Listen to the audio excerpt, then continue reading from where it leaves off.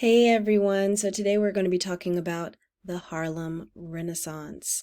So, as New York City became a destination for Black migrants before, during, and after World War I, most of them settled in Harlem, which was a large neighborhood in the northern portion of Manhattan, which by the 1920s became the center of African American cultural activities, including literature, art, and music. And out of this explosion of the arts, we call this the Harlem Renaissance. Also on the right-hand side, there's a nightclub map of Harlem back in the 20s and 30s.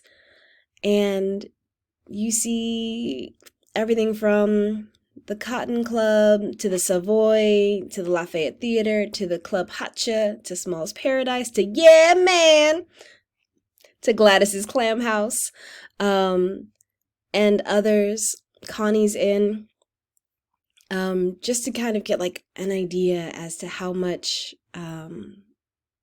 nightlife is happening in also such like a small space, right, of just several blocks. And so for us to talk about this Harlem Renaissance, we also have to think about how did folks get here, right?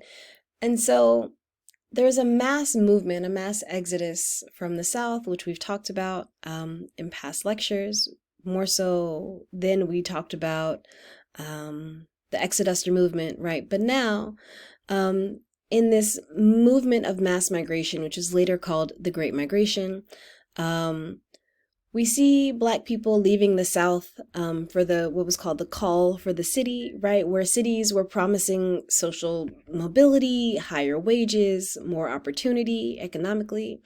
There's also in these cities an increased number of factory jobs and unskilled labor, including work at steel mills, auto factories, cigar plants, etc. And between 1910 to 1970, 6 million African Americans left the South. Why? To escape from Jim and Jane Crow. And so you have the boll weevil infestation as well, that took place in 1915. Boll weevils are little bugs, right? And it devastated the crop that year, which in turn devastated the agricultural economy. Remember, many people were sharecroppers, so to have your crop go bad one year was devastating when you were already in a system designed to keep you in debt. And so the Great Migration was the first U.S. migration in which you have women leaving as often as men. Women would move to escape sexual exploitation, both from within and without their own families, as well as escaping domestic violence. Men often migrated on their own, often stopping in a series of locations before settling in a final destination. Women would often move all at once, or they would often move to join a family member, which is actually how my grandmother came to California, right? She had a brother who was out here, and then she came to join him from Alabama. And so you have both men and women leaving children behind with parents or family members until they would earn enough money to send for them. As a result of the Great Migration, many Black people flocked to northern cities, particularly Harlem. Also, you have the 1920s being known as the Jazz Age. And this, coupled with an explosion of art, literature, music, and general expression from Black urban communities, but most popularly Harlem, came to be known as the Harlem Renaissance. And so we're seeing migration to Harlem not just coming from African Americans from the South, but also from the Caribbean. In 1920, you have a third, so 1 in 3, of New York City's Black residents being born in the Caribbean. And so really this Harlem Renaissance movement is a transcultural movement amongst Black people. You have Black folks from Cuba, from Jamaica, from St. Croix, St. Lucia, who are making a large impact on how we understand the African American experience. The Harlem Renaissance was by and large created and led by Black middle class, the Black elite, as well as intellectuals and artists. And it aimed to rehabilitate the image of the Black man or Black people by shedding the old Negro. And so you have this concept of the new Negro being created by a philosopher by the name of Alain Locke. And he believed that liberation of Black peoples could be sought through the transformation of Black art into high culture. And he believed that for so long, African Americans have been perceived as being bumbling, as being backwards. And so instead, he wanted to create an image of Black America that was self-defining, that was rooted in middle-class values, and that was focused on agency and self-determination, right? And it wasn't that, and from his perspective, the Great Migration did not occur due to what happened to the Southern Negro, but as a result of the Southern Negro's desire for social and economic opportunity and the ability to carve a life for themselves, right? And so he also believed that basically this was an expansion of the American concept, right? African Americans being self-defining and creating Black art, which would be a part of and a contribution to American art as a whole. And he also believed in the utilization of African aesthetic principles in visual art, not as like a counter narrative to Western racism, but also as a means to exalting African forms and techniques. So him saying that, hey, African art has its place. It is not quote unquote primitive. It is not inferior. And also we're not engaging in this valuing of African aesthetic principles because of white people, but because they're valuable, right? And he often believed and argued for a racial radicalism, but also a social conservatism, which is very much the pattern of African Americans in the United States in general, right? And what we mean is this, meaning quote unquote radical in their fight for desegregation, fight for justice, fight for equality, but also very socially conservative. So big on politics of respectability. We don't slap people at the Oscar. We present ourselves at all times as though we are the pinnacle of grace and refinement. And so this is the new Negro. You also have Locke having stated, for generations in America, the Negro has been more of a formula than a human being, a something to be argued about, condemned, or defended, to be kept down or in his place, or helped up, to be worried with or worried over, harassed or patronized, a social bogey or burden.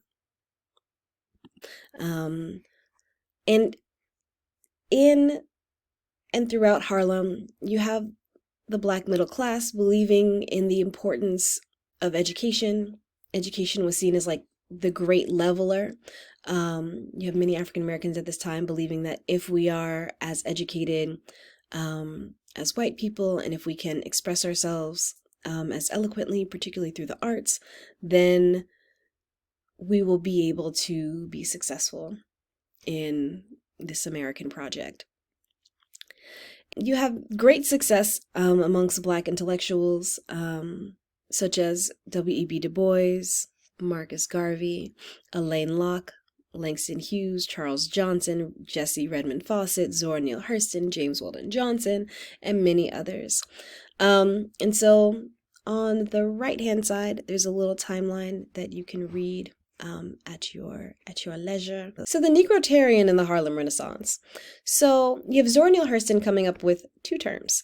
The Negrotarian, which she used to describe white people who took an interest in Harlem, and also her Black literary colleagues who were most of which of middle class or establishing themselves as being middle class in values, or a black elite. And so she used to call them the niggerati. And you have Zora Neale Hurston in this understanding, basically speaking to this idea that you have a lot of black writers and artists at the time who welcomed the encouragement and financial backing that they received from white people, especially authors, critics, and publishers. And a lot of this white attention and support was often accompanied by condescension, right? So the Negrotarians would often consider Harlem and the people within it exotic or curious or uncivilized, right? So basically treating Harlem like a fun outing at the zoo, right?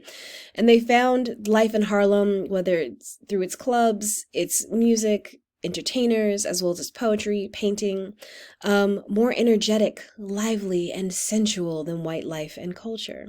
And so they were like, we have to get pieces of it. Also, they believe that black culture, many times, not everybody, but many, right? They believed it to be unsophisticated and primitive, which is also a part of what made it so appealing.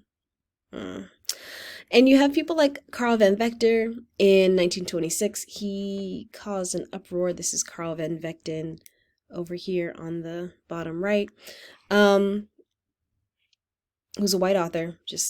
I know folks are real light-skinned in these days, right? But he's a white author who caused a furor with his novel Nigger Heaven. The title referred to the balcony where black patrons had to sit in segregated theaters and auditoriums. And of course, this offended many people. But the novel dealt with the harsher aspects of life in Harlem, such as segregation, which, irritated people like Du Bois, Fawcett, and County Cullen. However, you have Van Vechten who wanted to create a more honest depiction of the black experience. And so you have people like, from the NAACP, like James Weldon Johnson and Walter White, who approved of this novel, as well as Langston Hughes. We also have to talk about Godmother Mason. And you have Charlotte Osgood, Godmother Mason, supporting black writers and artists.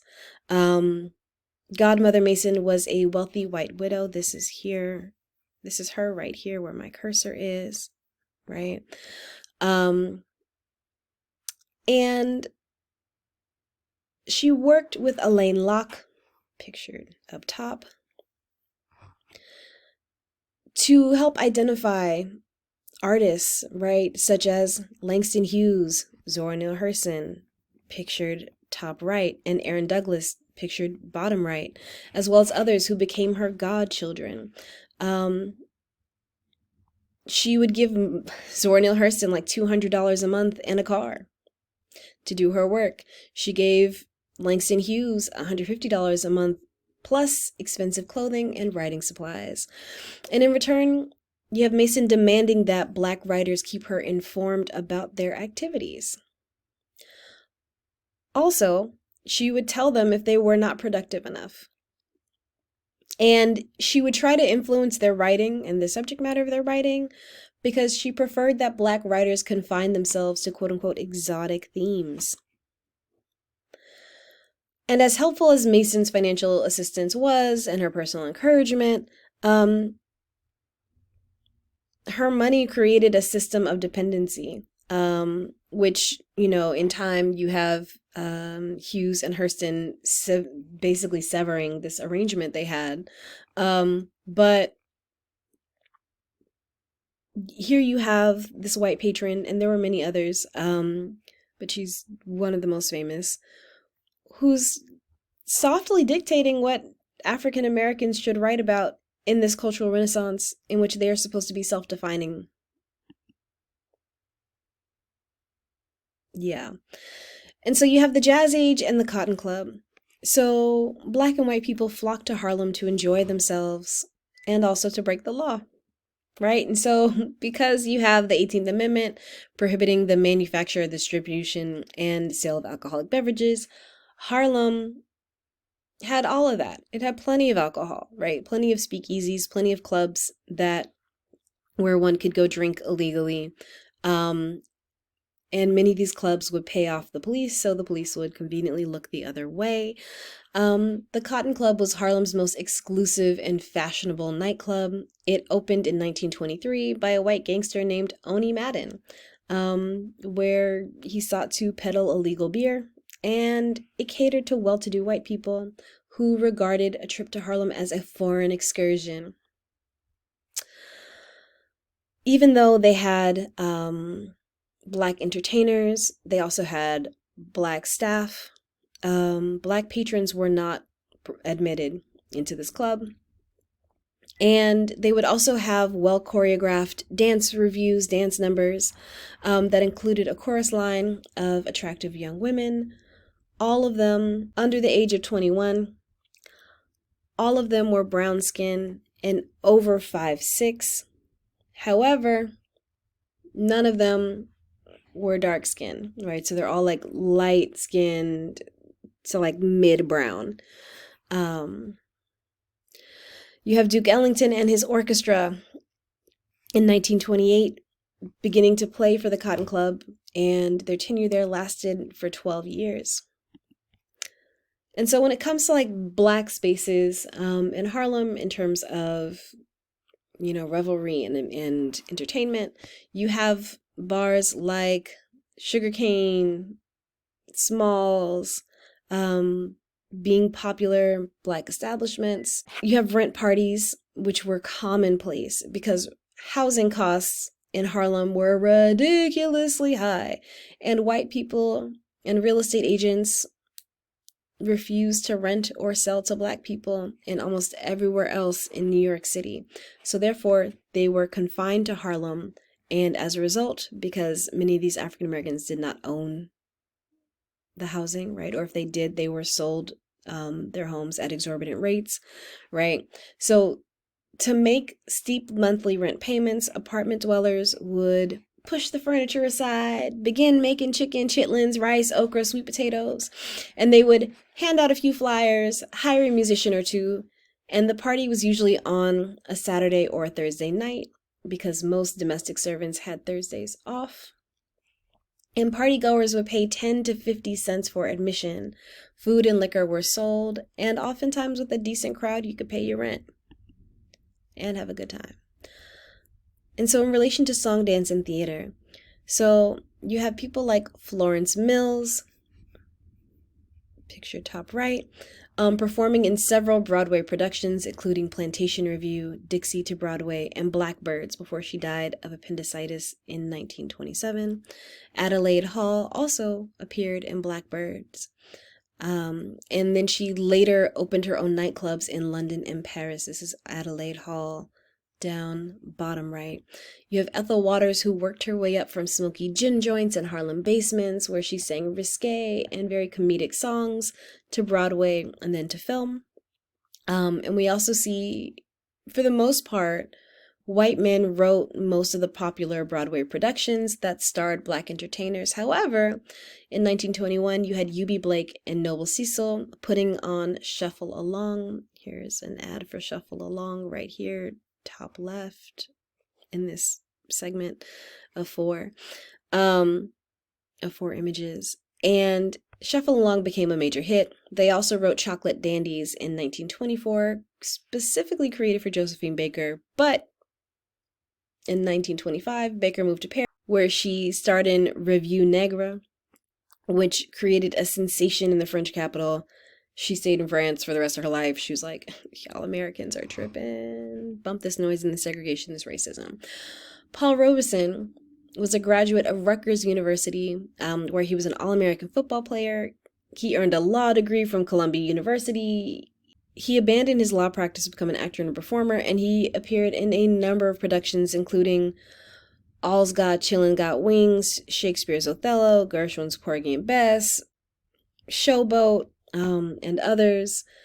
And we'll talk more about him and his career later, because it's a quite fascinating thing when we get into conversations about African Americans, communism, and the Red Scare. And so then, in relation to sports, you have Rube Foster and the Negro National League. And so Rube Foster was the father of black baseball. In 1911, he founded the Chicago American Giants.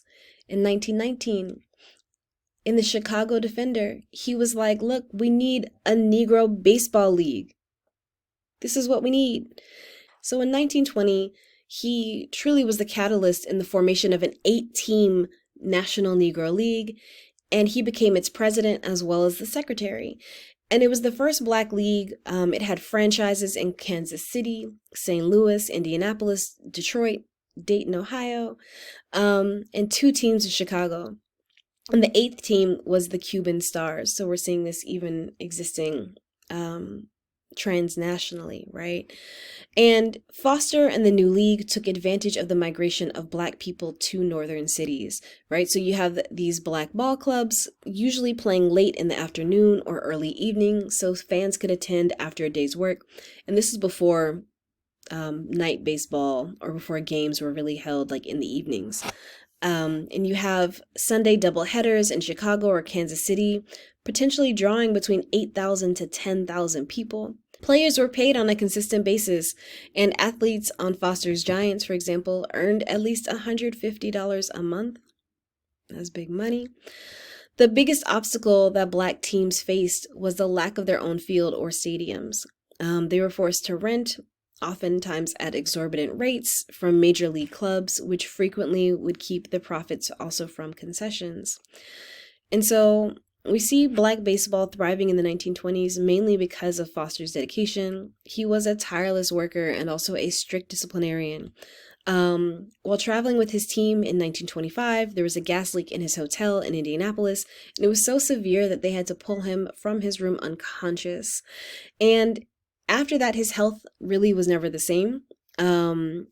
And particularly his mental health began to decline. And in 1926, he was placed into an asylum, and he died of a heart attack in 1930. And unfortunately, the loss of Foster, combined with the Great Depression, really disrupted the league and the league system. All right, well, this wraps us up for Harlem. I hope that you guys are having a wonderful rest of your day. Take care.